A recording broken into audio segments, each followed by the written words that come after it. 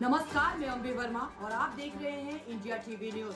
तो चलिए आगे बढ़ते हैं कुछ खास खबरों की ओर। मंत्री संतोष सुमन ने राहुल गांधी को बिहार के लिए शुभकामनाएं दी है। उन्होंने कहा कि निश्चित तौर पर राहुल गांधी बिहार आते रहे, हमारी शुभकामनाएं, लेकिन पिछले पिछलग्गू नहीं आए, वह अपने आप आए, क्योंकि आप बहुत बड़ी पार्टी हैं और आप बिहार में पिछलग्गू हो चुके हैं। उन्होंने कहा है कि उनको पार्टी में मेहनत करने की जरूरत है। उन्होंने कहा है कि बिहार में एनडीए की सरकार है, नौकरी को लेकर भी काम किया जा रहा है और हमारी सरकार आने वाले दिनों में भी बनेगी। कांग्रेस में हुई मारपीट पर उन्होंने कहा कि उनको पहले अपनी पार्टी को संभालना चाहिए। इस तरह की घटनाएं किसी भी पार्टी के लिए ठीक नहीं होती है। महागठबंधन के नेताओं द्वारा ये दावा किया जाने पर कि हमारी सरकार बनेगी, उन्होंने कहा कि मुख्यमंत्री चुन लें, उनके बाद बात करें।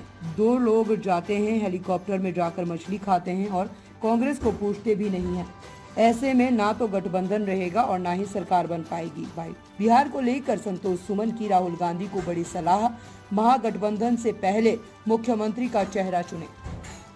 अच्छी बात है, राहुल गांधी जी को अब समझ में आ रहा है, बिहार आ रहे हैं, 2-3 बार आए हैं साल में, तो ज्ञान प्राप्त हुआ है। मेरी शुभकामना है।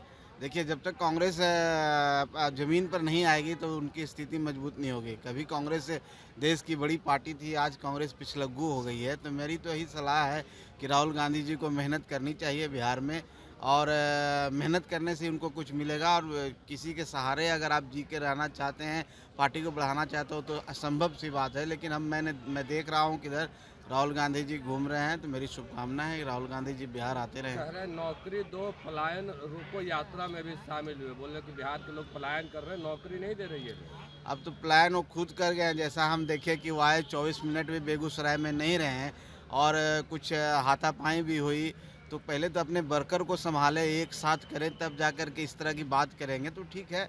उनका अपना एजेंडा है, लेकिन इससे कोई फ़र्क पड़ने वाला नहीं है। एनडीए मजबूत है और हम लोग पूरी मुस्तैदी से खड़े हैं और जनता के लिए काम कर रहे हैं, बिहार के लिए काम कर रहे हैं, और आने वाले समय में हमारी सरकार भी बनेगी। आज जेडी की ओर से मुसहर सम्मेलन बुलाया गया, क्या लगता है? अब देखिए, लोगों को डर लगने लगा। पहले जिस समाज को लोग कहते थे कि इनका वोट हम जैसे तैसे ले लेंगे, लेकिन अब लोगों को लगा कि ये समाज भी जाग चुका है, पॉलिटिकली जाग चुका है। आदरणीय श्री जीतन राम मांझी जी ने जो मुहिम छेड़ी थी, उस मुहिम में हम लोग सफल दिख रहे हैं। तभी सभी पार्टियां अब लगी हुई है कि उस समाज को हम कैसे अपने पाले में लाएं, लेकिन इससे कोई फ़र्क नहीं पड़ने वाला है। करने दीजिए।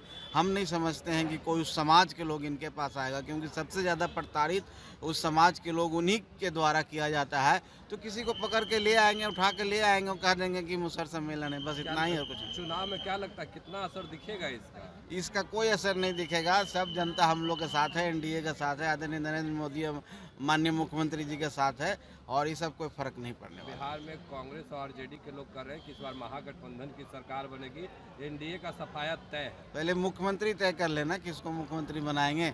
राहुल गांधी जी अगर धूप में घूम रहे हैं, एसी छोड़ करके रोड पर घूम रहे हैं, आप समझ लीजिए कि उनके मन में क्या चल रहा है। वो अकेले चुनाव लड़ेंगे, इसलिए इन लोगों का सपना कभी नहीं होना है, क्योंकि एक साथ हो ही नहीं सकता है। आप चुनाव प्रचार में एक दूसरे की जगह जाते नहीं, हेलीकॉप्टर पर मछली खाते हैं, कांग्रेस वाले को पूछते भी नहीं है, तो कैसे इस तरह के काम चलेगा। इसलिए वो मुकेश सहनी कर रहे हैं डिप्टी सीएम बनने की बात, अब देख लीजिए ना, 60 सीट पर स्वघोषित हो गए हैं, डिप्टी सीएम भी बन चुके हैं, एक आदमी सीएम बन चुका है। तो ये सब सपने देखने का सबको अधिकार है, सपना देखने दीजिए भाई। बहुत धन्यवाद।